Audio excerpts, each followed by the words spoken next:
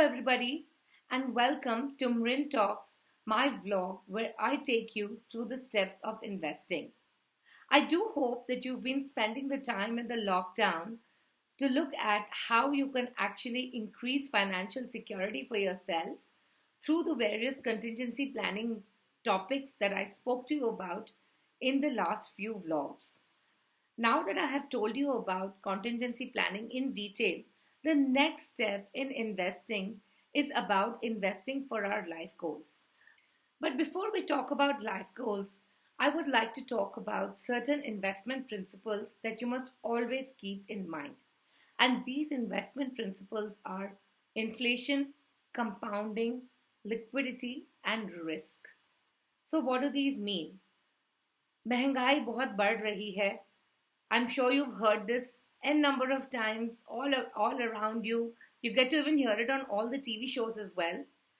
What is mehengai? It's nothing but inflation, which is increase in the price of goods. Now, certainly when you are investing, it is important that the products that you choose need to be able to beat inflation. If you have a fixed deposit and that fixed deposit is giving you 6% pre-tax, which means literally, let's say 5% post tax, and the inflation is 6 to 7%, how are you actually growing your money? We all invest money to earn money. But if we are not able to grow our money in real terms, which is post inflation, then it's not of any use, is it? So, the first thing that you need to keep in mind that when you are planning your investment portfolio, you need to be able to beat inflation. Secondly, your investment needs to be able to compound. What is compounding? It is nothing but interest on interest.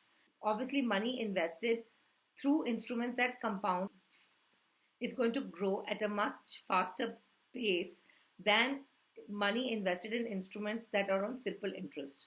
Some of the instruments which are available on compounding basis are your public provident fund, your employee provident fund, mutual funds, that is the equity mutual funds, also work on a compounding formula. The third important thing to keep in mind when you choose any investment is liquidity, which is how easy is it for you to get in or get out of a particular investment.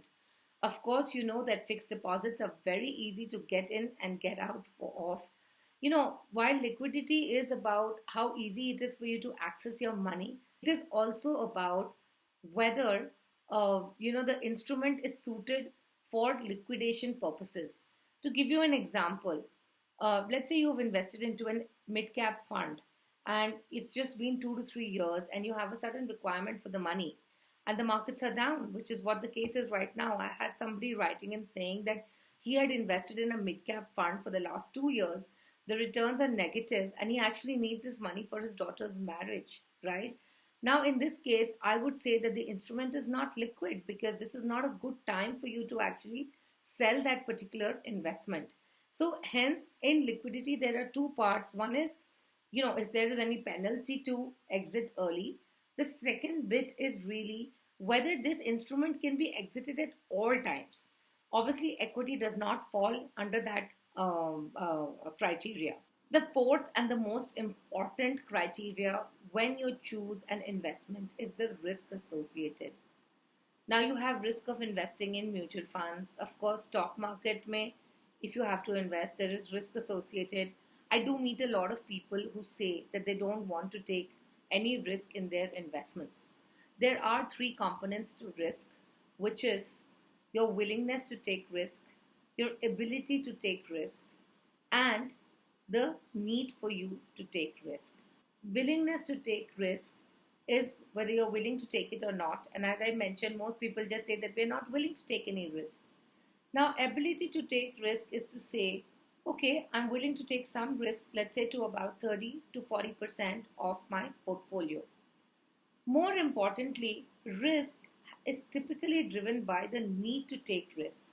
In many cases, people have large financial goals with low savings and low future savings also towards those financial goals. And in these cases, the need for taking risk really becomes very high. Let us say that you're saving for your child's education. Now, you really have not saved too much. The amount that you have to save is very high. So, there are two things that you can do out here. One option is to say, um, I will not take any risk. I will just put this money in fixed deposit. That is your willingness to take risk. The other option is to say that I am willing to take risk, and that's your willingness to take risk. The second bit then is to say, what is my ability to take risk, right? So, am I going to put the entire investment into equity, or am I going to put only 50% of the investment into equity? That is your ability to take risk. The need to take risk would be to say, let's say I have to invest an X amount every month and I have only 20% of that amount to invest. So, in such cases, given the fact that it is a long term goal, I might be of the opinion that it's better to actually take high risk and to invest in riskier instruments in order for me to reach my financial goal. So, even for example, between equity funds, you can choose a multi cap fund or you can choose a mid cap fund. Now, obviously, the mid cap fund is going to be more volatile than the multi cap fund. So, again, when you're even doing fund selection, the willingness, the ability, and the need to take risks actually plays out. I hope you were able to understand why it is important to take risk in your portfolio. It is the only way to have a portfolio that's beating inflation and that will have the ability to compound returns over the long term. Please feel free to write into us with your queries. Do click the bell icon to subscribe. Bye bye.